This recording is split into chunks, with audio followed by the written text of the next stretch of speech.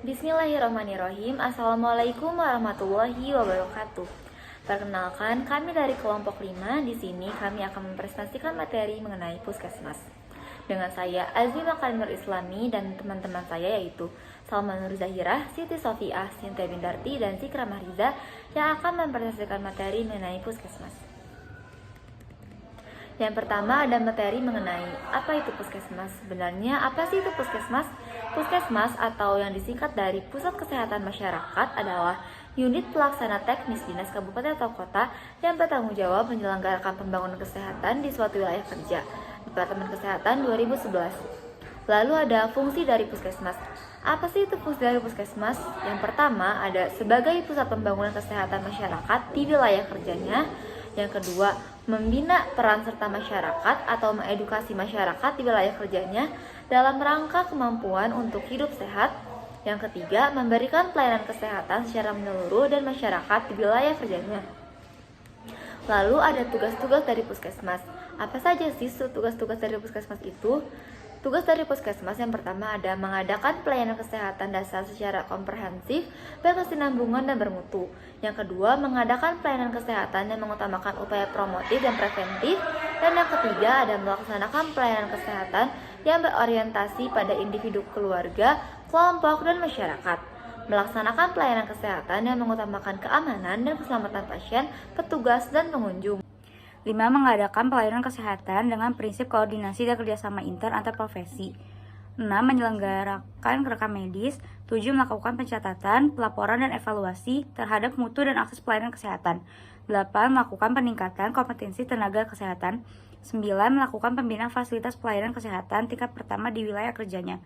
Lalu 10. Melaksanakan penapisan rujukan sesuai dengan indikasi medis dan sistem rujukan.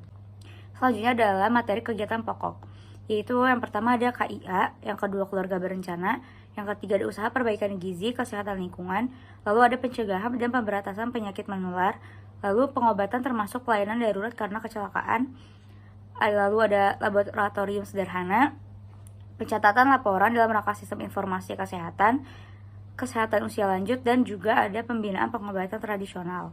Selanjutnya ada undang-undang terkait dengan Puskesmas, yaitu adalah Permenkes nomor 75 tahun 2014 tentang keputusan Menteri Kesehatan nomor 1428, Menkes SKXII 2006 tentang pedoman penyelenggaraan kesehatan lingkungan Puskesmas.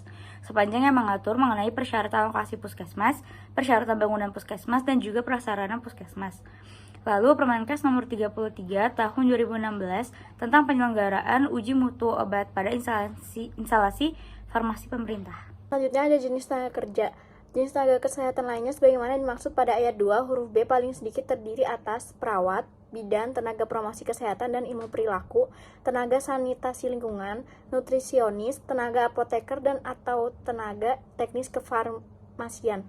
Lalu ada ahli teknologi laboratorium medik. Selanjutnya, Puskesmas sebagai organisasi sektor publik. Puskesmas dipandang sebagai organisasi publik, artinya bahwa Puskesmas dilihat sebagai sebuah organisasi. Pada konteks ini, Puskesmas jika dikaji dalam konsep teori organisasi. Teori organisasi memandang bahwa manusia merupakan makhluk sosial yang cenderung bermasyarakat, mengatur dan mengorganisasikan kegiatannya untuk mencapai tujuan. Lalu, anggaran sektor publik Puskesmas. A. Anggaran modal atau capital budget, yaitu anggaran yang diberikan kepada Puskesmas untuk keperluan dana pembangunan Puskesmas. Lalu ada anggaran kas yang diberikan untuk memenuhi aktivitas Puskesmas seperti dana operasional, investasi, dan pembiayaan lainnya. Lalu anggaran pelaksanaan atau operating budget digunakan oleh Puskesmas untuk segala aktivitas yang meliputi acara-acara penting atau kegiatan penting demi meningkatkan kinerja Puskesmas. Selanjutnya kita akan masuk ke laporan keuangan dari Puskesmas. Dan yang pertama yaitu ada jurnal umum. Selanjutnya ada laporan realisasi anggaran dan juga laporan perubahan saldo anggaran, di mana di sebelah kiri merupakan laporan realisasi anggaran dan di sebelah kanan merupakan laporan perubahan saldo anggaran. Selanjutnya ada neraca saldo.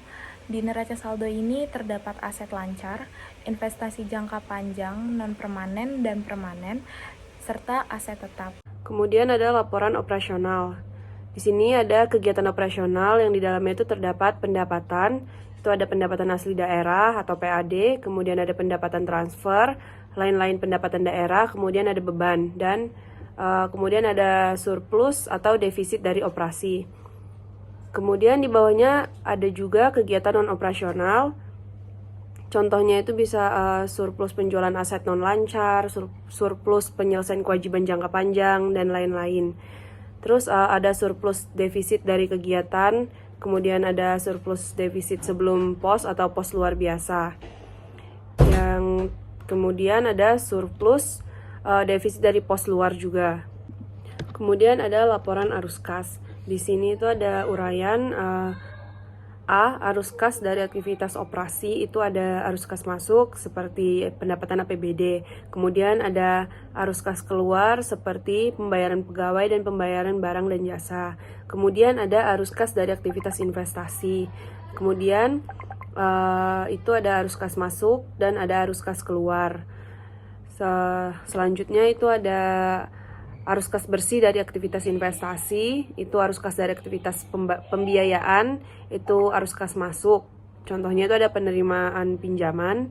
Kemudian ada arus kas keluar, contohnya itu pembayaran pajak pinjaman, pembayaran pokok pinjaman. Kemudian ada arus kas bersih dari aktivitas pembiayaan, itu ada arus kas dari aktivitas transitoris. Itu ada arus kas masuk, contohnya penerimaan perhitungan pihak ketiga.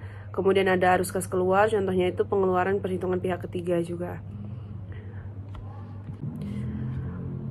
Kemudian yang terakhir ada laporan perubahan ekuitas. Nah, di situ terdapat ekuitas awal, nominalnya ada di tabel, kemudian ada surplus atau defisit juga, dan kemudian ada dampak kumulatif perubahan kebijakan dan koreksi nilai persediaan mutasi dari Dinkes 2020. Dan kemudian ada totalan dari ekuitas akhirnya.